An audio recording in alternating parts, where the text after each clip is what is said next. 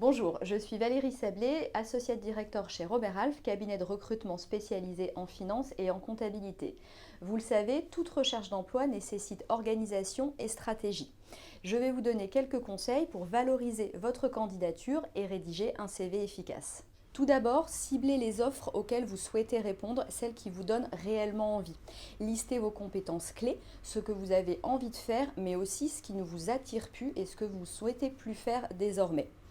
Il est important de cibler également un périmètre géographique clair dans lequel vous souhaitez organiser vos recherches. Ensuite, soyez organisé dans votre recherche d'emploi, c'est-à-dire pensez à cibler exactement les sociétés qui peuvent vous intéresser et qui présentent des opportunités susceptibles de correspondre à votre parcours.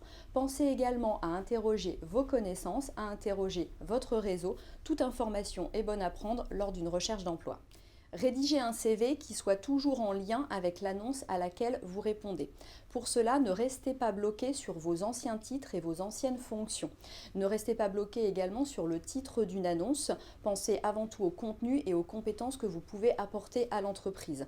Sachez rester souple dans votre recherche d'emploi, aussi bien encore une fois au niveau du titre qu'au niveau également de la fourchette de salaire. Il est également important de savoir nettoyer votre CV. Tout simplement, ne mentionnez pas l'obtention de votre bac ou votre brevet si entre-temps vous êtes devenu titulaire d'un bac+5. Ne pas noyer votre CV sous un flot d'informations permettra aux recruteurs de tout de suite identifier les compétences clés utiles à l'offre de poste.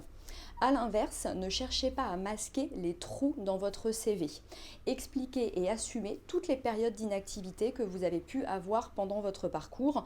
Pensez qu'une vérité assumée vaut toujours mieux qu'un mauvais mensonge. Dans tous les cas, ne mentionnez dans votre CV que les compétences que vous pourrez expliquer et défendre pendant un entretien. Également, concernant l'organisation de votre CV, vous pouvez avoir deux options. La première, un CV dit par compétences, c'est-à-dire avec un premier bloc listant l'ensemble des compétences clés que vous avez acquises pendant votre carrière. C'est particulièrement pertinent quand vous avez eu des expériences similaires tout au long de votre parcours. Cela évite d'être redondant et d'alourdir justement votre CV. A l'inverse, si vous êtes en début de carrière ou si vous avez eu des expériences plutôt diversifiées, la liste des compétences par typologie de poste sera plus pertinente pour le recruteur. Dans ces cas-là, il est absolument indispensable d'indiquer un titre clair à votre CV de façon à ce que le lecteur puisse tout de suite identifier sur quel poste vous vous positionnez. Dans une logique identique, adaptez la partie formation et compétences linguistiques et ou informatiques. Ce n'est pas votre point fort, vous n'avez pas un diplôme spécifiquement intéressant pour le poste. Dans ces cas-là, indiquez plutôt cette partie en fin de candidature. A l'inverse, un anglais courant ou un diplôme récemment acquis ou en parfaite corrélation avec l'annonce mérite d'être placé en haut de page. Parlons ensuite de la fameuse partie divers et loisirs, très diversement appréciée et considérée d'ailleurs par les recruteurs.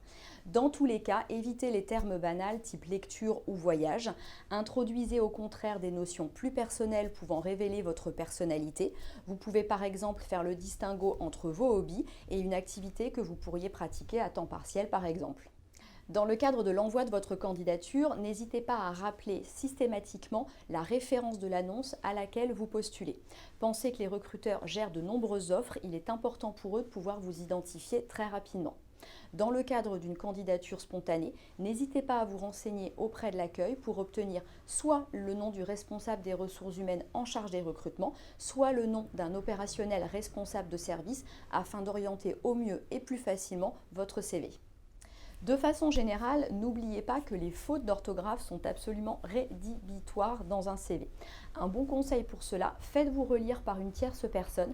Cela permettra de vous assurer également de la bonne compréhension générale de votre candidature. En conclusion, mettre en avant votre candidature, c'est avant tout faire ressortir les points clés de vos compétences. Pensez qu'une bonne présentation attire le regard, mais ne suffit pas à garder l'attention de votre lecteur. De façon générale, dans le cadre de votre recherche d'emploi, restez toujours ouvert, positif, confiant et patient.